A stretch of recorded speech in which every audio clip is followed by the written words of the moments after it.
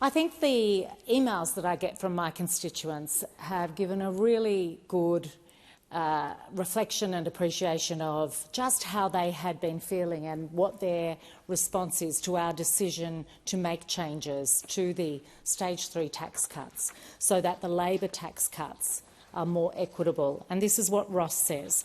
I wish to thank the government for adjusting the tax cuts in order to help those less well off.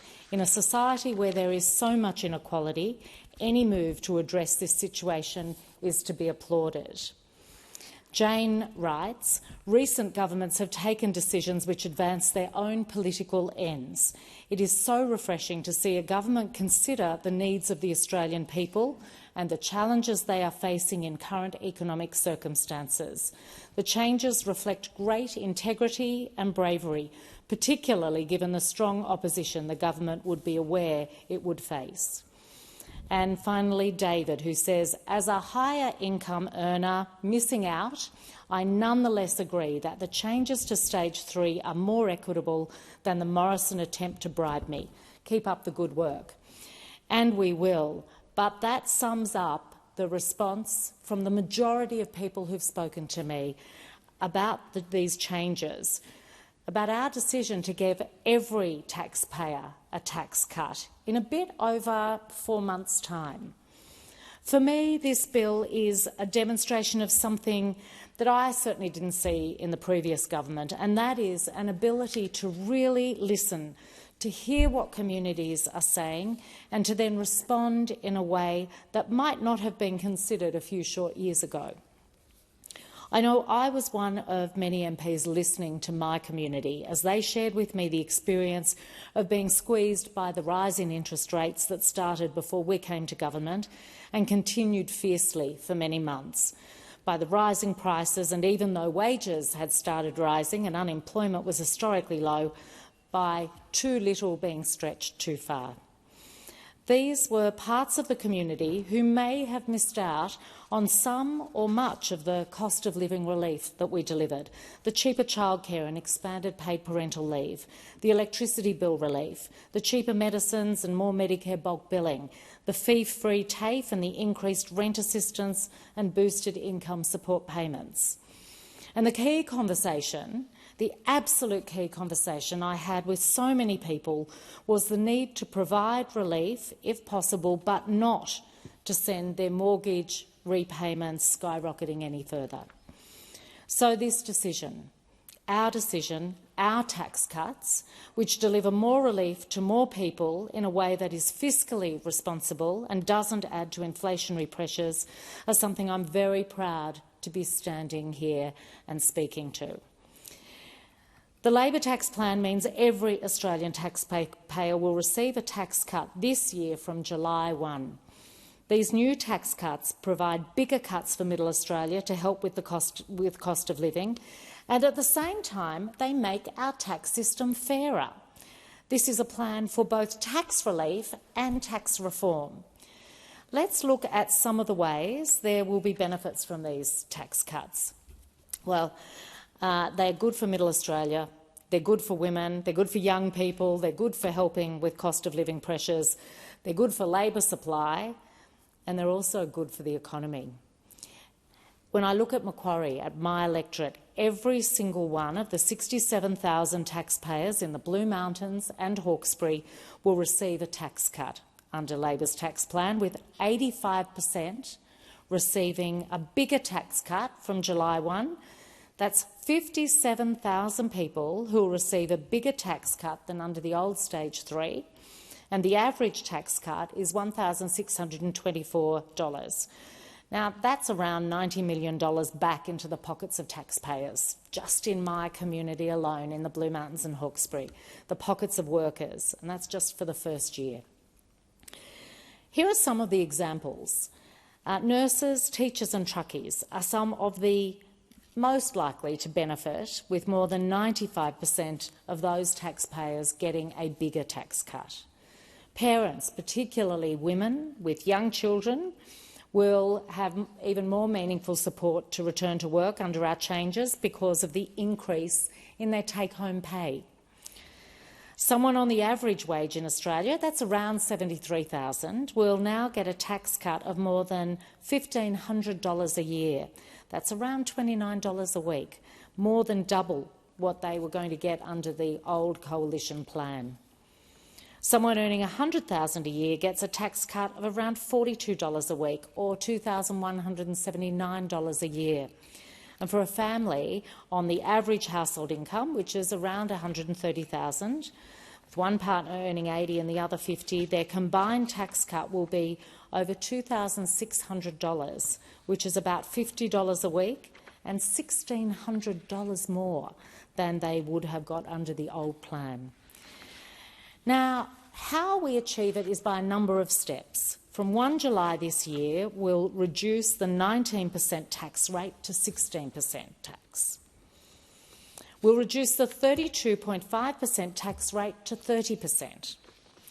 We will increase the threshold above which the 37% tax rate applies from $120,000 to $135,000.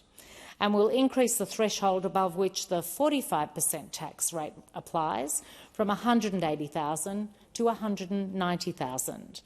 The 45% threshold, now this is being lifted on July 1st for the first time since Labor was last in office. It didn't go up, didn't get changed, it wasn't made better, there was no relief in the last nearly 10 years. It's taken for Labor to be in government for there to be a change to that top tax rate. All 13.6 million Australian taxpayers will receive a tax cut from 2024 to 25 onwards. The tax cuts will also help tackle bracket creep and lower average tax rates for all taxpayers. So our changes deliver a better, more progressive tax system, and they address bracket creep more evenly. This whole program is broadly revenue neutral, so it won't be adding inflationary pressure. All of these things mean that there's many, many winners from the changes that we've brought in.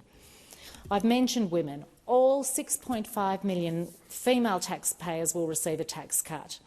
5.8 million women, so 90% of female taxpayers will receive a bigger tax cut than under the Morrison plan, an average increase of $707. I'm really pleased that our tax cuts extend the relief to a group that was probably likely to miss out under the old Stage 3 tax cuts. All 1.5 million young Australian taxpayers aged between 18 and 24 will receive a tax cut. The average tax cut is a bit over $1,000. And all 1.6 million taxpayers aged 25 to 29 will receive a tax cut, and their average tax cut is just over $1,500 a year. I also note that students who've been able to take advantage of fee-free TAFE and are studying at TAFE, they're also workers, many of them, and they will not only get the benefit of fee-free TAFE, but these hundreds and thousands of these students who are working part-time will also get a tax cut. So they are working hard to do better, they're aspiring to do better, and we're supporting them not just through fee-free TAFE, but also through tax cuts. Now, old Australians don't miss out on this. Older Australians who are paying tax, all 500,000 taxpayers aged between 65 and 69 will receive a tax cut.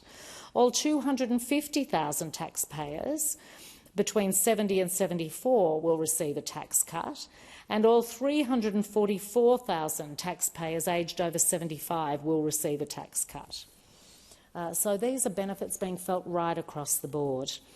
When I look at some of the professions that I know are heavily represented in the seat of Macquarie, I can see these benefits. For nursing, support and personal care workers, 98% of those will be better off under our tax cuts than under the previous model from the coalition. Primary school teachers, 98% are going to be better off, get a greater tax cut.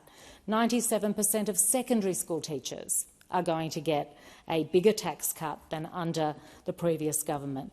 Registered nurses, 97% of them, 97% of chefs, 90% of childcare workers, 90% of aged and disability carers and 97% of truck drivers and welfare support workers. All of these groups are going to benefit enormously. It is the sort of thing that's going to go right across my electorate. There will not be a town or village or suburb where the benefit isn't felt, and that is great for our local economy. So let's get really clear. A person on an average income of around $73,000 is going to see a tax cut of $1,504, $804 more than they were going to receive under Morrison's plan. A person earning $40,000 will get a tax cut of $654, compared to nothing under the previous government's plan. A person earning $100,000 will get a tax cut of $2,179, $804 more than they would have under the Morrison plan. And a person earning $200,000 will still get a tax cut, which will be $4,529. The Treasury estimates, when looking at these results, show that one of the consequences is increased labour supply by around 930,000 hours a week. Now, that's more than double the labour supply benefit from the former coalition government's plan. That means more people in the workforce doing more work. It's driven by increases in hours worked and the participation of women with taxable income between $20,000 and $75,000. These are things that we are very proud to be able to achieve. The other change that we're making is around Medicare, the Medicare levy. And this bill sits alongside the Treasury Laws Amendment Cost of Living Tax Cuts Bill. And what I want to point out, because this is one that I think a lot of people have missed, we're going to further support low-income households, because households with taxable incomes below the relevant statutory low-income thresholds will not be liable for the Medicare levy. So the change is that we're going to increase the income threshold for the partial Medicare levy to $26,000 a year and the full Medicare levy to $32,500 a year. For a single person earning $30,000 a year, it means they're going to keep an extra $170 in their pocket. So that's another small part of the change which is going to reap widespread benefit. We're introducing these changes because it recognises the economic realities of 2024. Australians are under pressure right now, and they deserve a tax plan that actually responds to the challenges that they're facing right now. Now, we couldn't have predicted this 5 years ago. We didn't know exactly what was coming. But what we are is a mature government that can look at a situation and assess it. I did have someone say to me, "Oh, I'm really disappointed you've done this because you've been in small business. You should know that this is a bad thing to do." And I said, to the contrary, I'm doing exactly what I would have done in small business when presented with information that showed me a better way forward to the way I'd planned to go 5 years ago. I absolutely would seize that new information, take into account the new conditions that I was trading in and make changes. And that's what we've done. We've been responsive. When the Coalition's plan was legislated 5 years ago, the world was a different place. It was before the once-in-a-100-year pandemic. It was before this persistent inflation, the higher interest rates, two big conflicts and global uncertainty which have placed so much pressure on us. When the circumstances change, changing policy is the responsible thing to do. The Albanese government's providing meaningful cost of living relief in a responsible way. We are not adding to inflationary pressures, and we're laying the foundations for a stronger and more resilient economy. And as Richard Dennis from the Australia Institute said, Anthony Albanese's decision to recast Scott Morrison's 2018 tax cuts to suit the economy of 2024 is the biggest and most honest piece of tax reform in Australia for decades. so proud to be supporting this bill.